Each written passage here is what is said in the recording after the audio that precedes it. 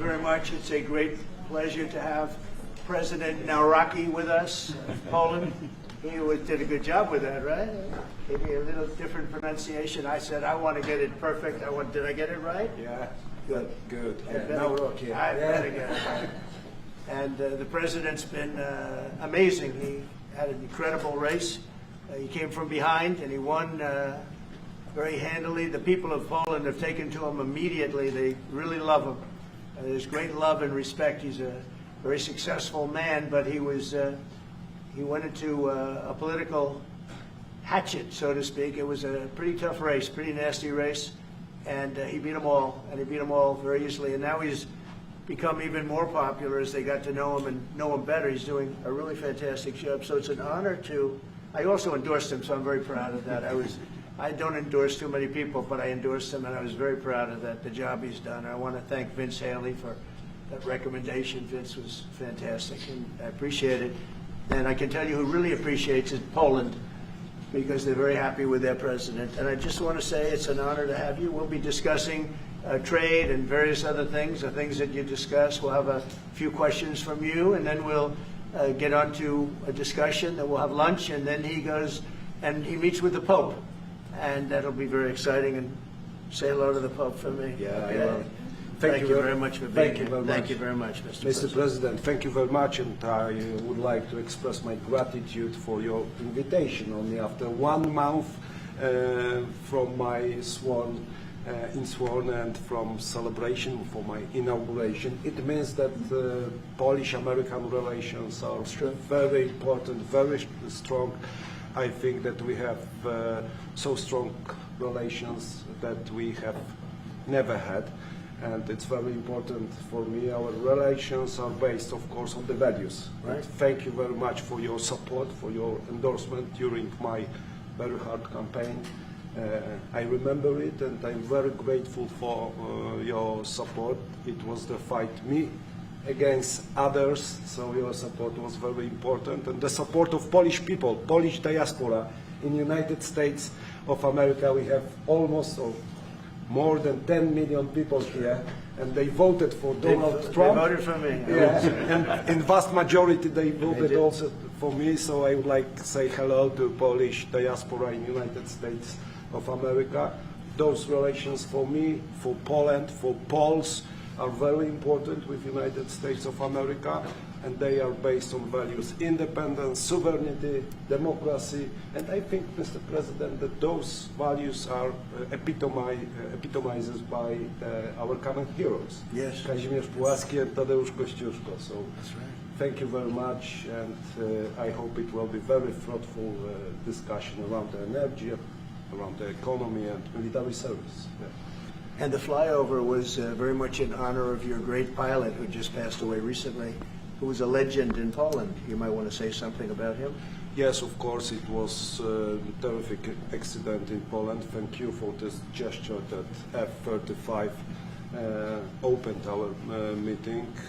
Major Krakowian was one of the best Polish pilots, well-honed Polish pilots, and he died. He lost 2 children, so it was a great tragedy.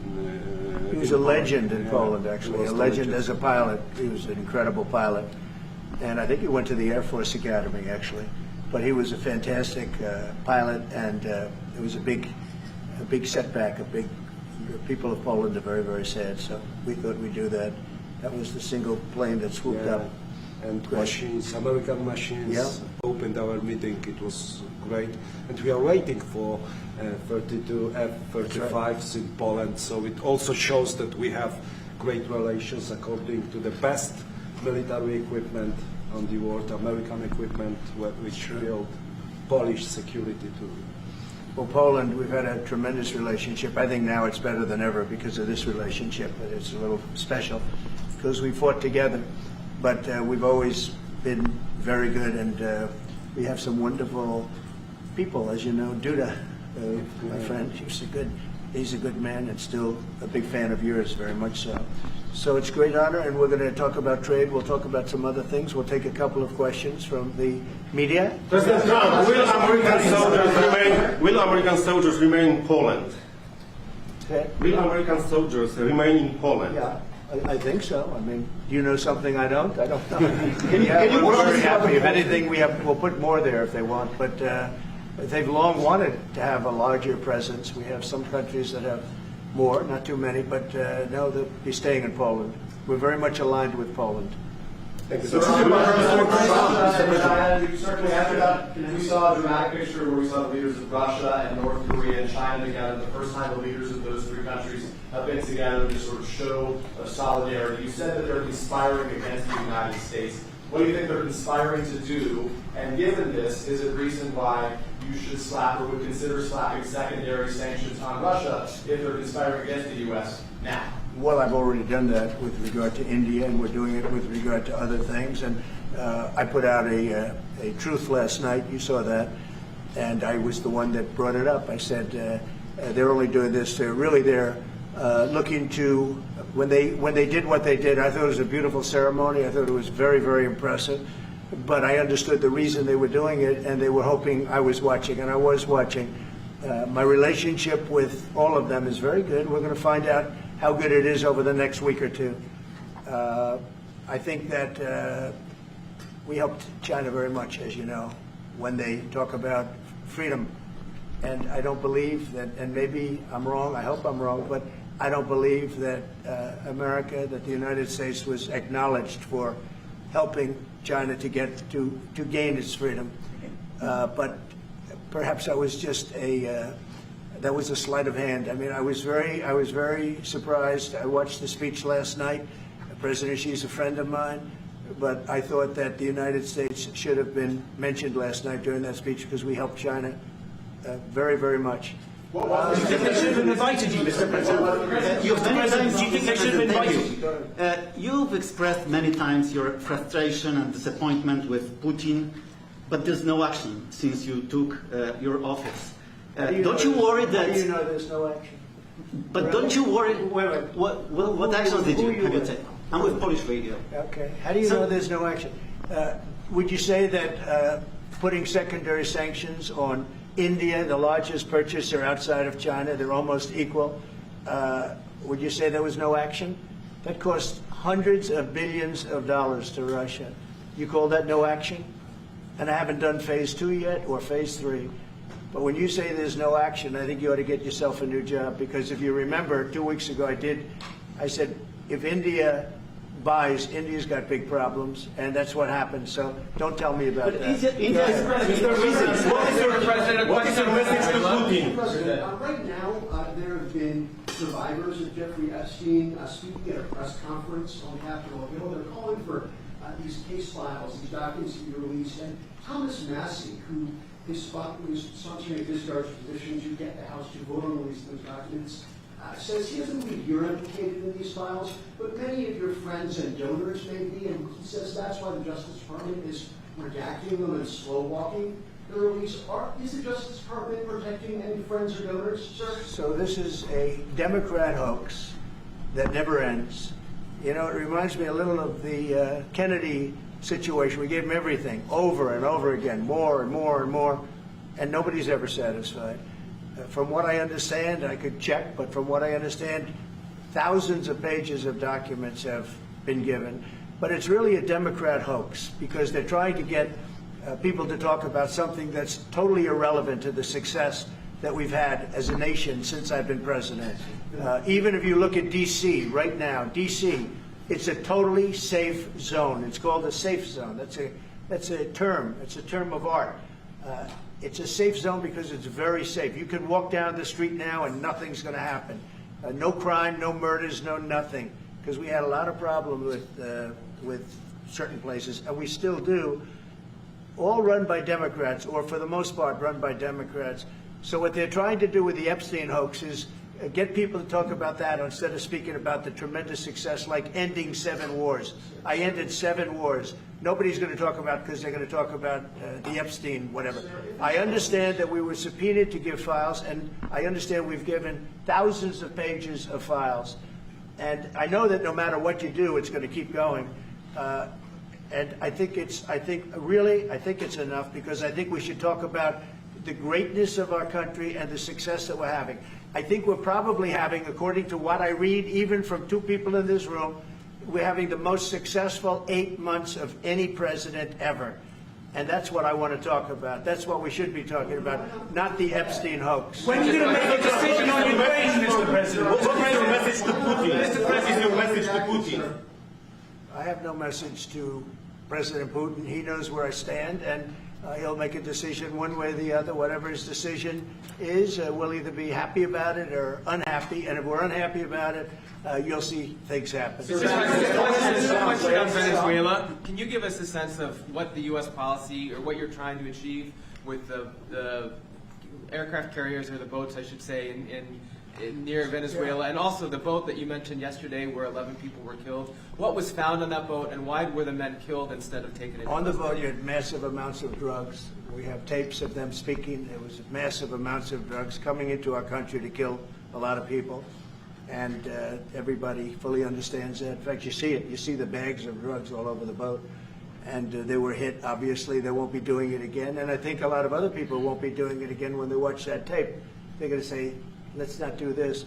We have to protect our country, and we're going to. Venezuela's been a very bad actor. They've been, as you know, they've been sending millions of people into our country, many of them Tren de Aragua, some of the worst gangs, some of the worst people anywhere in the world in terms of gangs. And we had some in Washington, D.C. We took care of them very quickly, but they're out of here. They've gone. But Venezuela's been very bad, both in terms of drugs and sending some of the worst criminals anywhere in the world into our country. They emptied out, you don't know this, but they emptied out their prisons in Venezuela, and they emptied them out into the United States of America. And that's part of the problem we have. We're getting them out. We're getting them out rapidly, but it's caused a tremendous problem. And Pete and all of the people that are working very hard to rectify the stupidity of the Biden administration, allowing these people to pour into our country with open borders. We are paying a big price as a country for the incompetence of the Biden administration. But think of it, opened up prisons, drug dealers, drug lords, everything coming out of Venezuela. They said, and we said, we're not going to put up with it anymore. So Venezuela's been one of the worst actors in the whole group, and we have a group of pretty bad actors. Are you wanting to force Maduro on his guard? Go ahead. Yeah, thank you, Mr. President. At the end of this month, the government or the Congress has to pass a budget. Do you think we can avoid a government shutdown? Yeah, I do. I think the Republicans will vote for an extension. We won't have any Democrat votes. We could give the greatest budget ever. Tax cut of 50%, everybody taken care of, perfect for women, perfect for men, perfect for minorities, perfect for everything, and we wouldn't get one vote for the Democrats because they've lost their mind. They are so deranged. They have Trump derangement syndrome, and I don't want to burn the Republican Party with it, but they really are. They've become almost sick. They actually think there is a disease. It's called Trump derangement syndrome. They've got it. No matter what we did, no matter how good, you could give them everything that they've ever dreamed of, and you wouldn't get one vote. These are sick people, and I think we're going to have a tremendous midterm. We just approved the largest tax decrease in the history of our country. We have things, if you think of it, no tax on tips, no tax on Social Security for our seniors, no tax on overtime, deductions when you buy a car and you borrow money to buy a car. First time they've ever seen anything like this. Middle-income people get deductions. You get a deduction when you buy a car. Nobody's ever seen. And by the way, they're selling cars like crazy. Cars are pouring back because of the fact that we have tariffs. Cars are pouring back into our car plants are pouring back into our nation. They're coming from all over the world. They're coming back. You know, we lost about 54% of automobile manufacturing over a 30-year period, 35-year period. They're all coming back. I think they're coming back higher than ever before. We have AI going up. What we've done is amazing, and what we've passed is amazing. But the Democrats, I don't believe, will get one vote. It's very anti-crime. We want anti-crime. They're in favor of crime. We're against crime. You know, they gave us things like men playing in women's sports, open borders for everybody, transgender for everybody. I mean, they wanted transgender for all of the crazy things that they were saying. And, you know, people would say they're 80-20 issues. I say they were 97-3. I always say 97-3, and nobody knows who the three are. this is the best issue of all. They are against preventing crime. They are fighting us. I want to go into Chicago, and I have this incompetent governor that doesn't want us. Do you know that this weekend 72 people were shot in Chicago? I'm embarrassed to say it in front of the president of Poland. 11 people were killed. 72 people were shot. Last week, 7 people were killed in Chicago, a place which is probably your #1 place. I hate to say it. Yeah, a lot of but Poles in Chicago. and we got to keep it safe. But 7 people were killed. The week before that, 5 people were killed, and 21 people were shot. This is in 3 weeks. So in 3 weeks, they lost almost 35 people were killed. It could have been stopped. If you look at Washington, D.C., 3 weeks ago, it was the same or worse. And now it's considered a totally safe zone. Restaurants are open. They're bustling. Restaurants, you have to see, restaurants were dying. Nobody wanted to go out. They didn't want to be attacked. They didn't want to be mugged. They didn't want to be attacked even in the restaurant. And you take a look at what's happened. Friends of mine that haven't gone to a restaurant in 4 years, one of them went out 5 times in the last 2 weeks to a restaurant with his family. They feel totally safe. Washington, D.C. is a totally safe city. You're not reporting any crime because there is none. They said crime is down 87%, and I said, no, it's not. It's down 100%. We have a great thing going. I could do that with Chicago. We could do that with New York. We could do it with Los Angeles. So we're making a determination now. Do we go to Chicago, or do we go to a place like New Orleans, where we have a great governor, Jeff Landry, who wants us to come in and straighten out a very nice section of this country that's become quite tough, quite bad. So we're going to be going to maybe Louisiana, and you have New Orleans, which has a crime problem. We'll straighten that out in about 2 weeks. It'll take us 2 weeks, easier than D.C. But we could straighten out Chicago. All they have to do is ask us. To go into Chicago, if we don't have the support of some of these politicians, but I'll tell you who is supporting us, the people of Chicago. And I sort of want them to let it be known. They have incompetent people. A guy like Gavin Newsom, he's the governor of a state that if we didn't go into Los Angeles with our soldiers, with our National Guard, you wouldn't even be having the Olympics there. They were going to take it. And remember this.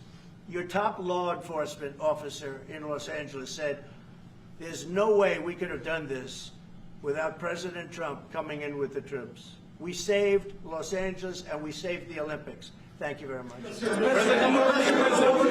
for President Dombrovskis. I got this, sir. Thank you, Andrew. Thank you. Mr. President, in regards to Gavin Newsom, would you be open to a congressional investigation in regards to the specific Palisades fire where it killed 12 seniors to see if there's any negligence on Gavin Newsom or Karen Bass in regards to those deaths? Well, I'll tell you, there's negligence on not getting people permits. That is negligent. We got all of the federal permits. Lee Zeldin, the federal permits are much more difficult. They were all gotten within 30 days. People could go build their houses. It's going to be years before they are allowed to build their house. And Karen Bass is grossly incompetent. And Newsom, this is a very incompetent guy. I watched him with the hands. I'm saying, what's going on with the hands? There's something wrong with him. You watch him. There's something wrong with this guy. But more importantly, he didn't allow the water to come from the Pacific Northwest. You know, they have tremendous amounts of water in California. People don't know. They send the water out to the Pacific Ocean. So I demanded it be open. If that were open during the fire, before the fire, you wouldn't have had the fire because all the sprinklers would have worked in the houses. They had no water. They had no water in the fire hydrants. You wouldn't have had the fires. It would have been put out after one house, 2 houses. But he stopped the water from coming in. And I had to send in the military to have that water opened after the fires. And now they have water, but he should have more because they've restricted, they still restricted. There's something wrong with these people. There's something really wrong. As to investigation, I view it as a gross incompetence. I view it as an ideology that's wrong. It's a radical left ideology. And if I didn't win this election, I think our country would be destroyed. I don't believe you'd be here right now, and our country would be destroyed. Yeah. Mr. President Trump, thank you, sir. What's the most important branches of interest between Poland and U.S., in your opinion? Well, it's just the relationship we have. I think there's a great trust and a great, more than most countries, more than almost any countries. We have some in a category that's very special, and Poland is in that category. We have a very special relationship. It's like the question about the soldiers that was asked. We never even thought in terms of removing soldiers from Poland. We do think about it with regard to other countries, but we would never know. We're with Poland all the way, and we will help Poland protect itself. Okay? I would like to add something. Yeah, of course, security is most important also for our relation. And I'm a historian, as you know, maybe, Mr. President. Sure. I'm a historian, and this is the first time in Polish history, in 20th century and the 21st century, that the Poles are happy that we have foreign soldiers in Poland. So the American soldiers are the part of our society nowadays. We have almost 10,000 soldiers, and this is the signal to the whole world and also to the Russian Federation that we are together. But we are not like the Poland free riders in Europe and in NATO. Mr. President Trump knows it, because our GDP for military service achieved 4.7. So we are probably the one NATO nation which is on this level, and we will not stop. Me, as the President of Poland, we are going to achieve 5% of GDP for military service, but with American soldiers on Polish soil, we solidified and we are secure. Mr. President, are you Just satisfied? about that. You know, Poland was one of two nations that paid more than they were supposed to with NATO. I don't know if anyone knows that, but there were two nations. And Poland paid more than they were supposed to. They thought it was low. And by the way, since then, at my request, they've raised it from 2% to 5%. But Poland was one of two nations that paid more than they were supposed to, which was a very nice thing. Yeah. What's your message for says that you were not invited to the parade in Beijing. Never even thought about it until just now. President Dabrowski, what's your message for President? Never even thought. It wouldn't have been my place to be there. President Dabrowski, what's your message for Tariffs? Will you visit a restaurant in D.C.? You haven't gone to. I might. Sure. You haven't gone to one in either of your terms that wasn't in your because I and many other. Do you want me to prove you wrong? Do you want me to prove you wrong? Yes, please. But I will. I think it's something we could consider doing. Love to do it. I love the White House food, but after a while, I could see going to a nice restaurant. It's safe. If you would have said, like the Governor Moore wanted me to go and walk through Baltimore with him, and I said, you know, I think I'm a brave guy, but there's no reason to be stupid. They have crime that's at levels that nobody's ever seen before in Baltimore. They've done a terrible job. We'd go into Baltimore, straighten it out very quickly, too. You know why? They respect our soldiers. You see our soldiers. They respect our soldiers. We'd go there, too. But we're going to have people asking us to go. They're going to want to, and I think the people of those places the politicians are not in tune with the people. The people in Chicago, the people in Baltimore, the people in all of the places we talk about, they want to see us there. And I think we're pretty much waiting till we get asked and properly. We're doing them a big service. Yeah, please. You talked about how historic these tariffs have been, bringing in revenue, additional revenue for our country. You've also mentioned before they could possibly replace federal income tax. Possible. Do you think that's Someday it's possible. It used to be. So if you go back to 1913 is when they ended tariffs. We were the richest ever from 1850. It was all tariffs. We didn't have income taxes. From 1850 to 1913.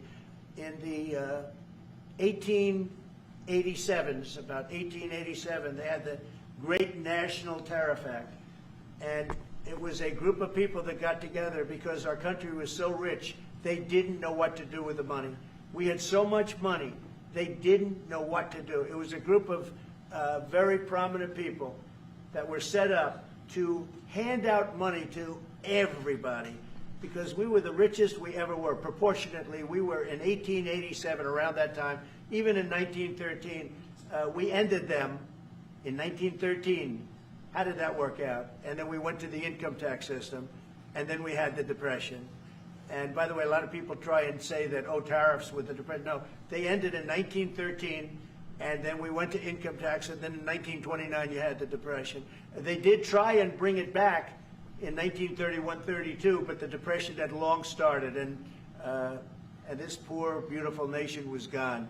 It was gone. We suffered for 25 years. It took 25, 30 years to really recover from the Depression. And we don't ever want to see that happen again. The tariffs are vital to the success of this country. When I say I ended 7 wars, at least half of those wars were ended because of the power of tariffs. I was able to say, well, we're not doing any business with you, or if you're going to war, we're putting a big tariff on you. And all of a sudden they announced that the war was settled. I settled 7 different wars, one going 31 years, look at the Congo and Rwanda, look at that, 31 years, 10 million people dead, I got it settled. And a little bit of that one, less than in some cases, had to do with trade and had to do with tariffs. So, you know, tariffs are vital to our country. And just so you know, other countries use them on us, but I just use them a lot better. We're in a much better position. We have trillions of dollars coming into our country. If we didn't have tariffs, we would be a very poor nation, and we would be taken advantage of by every other nation in the world, friend and foe. We're not going to let that happen. And we have a very, very big case in the Supreme Court. I can only say this. Our country has a chance to be unbelievably rich again, but it can also be unbelievably poor again. If we don't win that case, our country is going to suffer so greatly, so greatly. But I think we're going to have a big victory. Even if you look at the people that brought the case, they're foreign-oriented. They're foreign. Countries have taken advantage of the United States for so many years.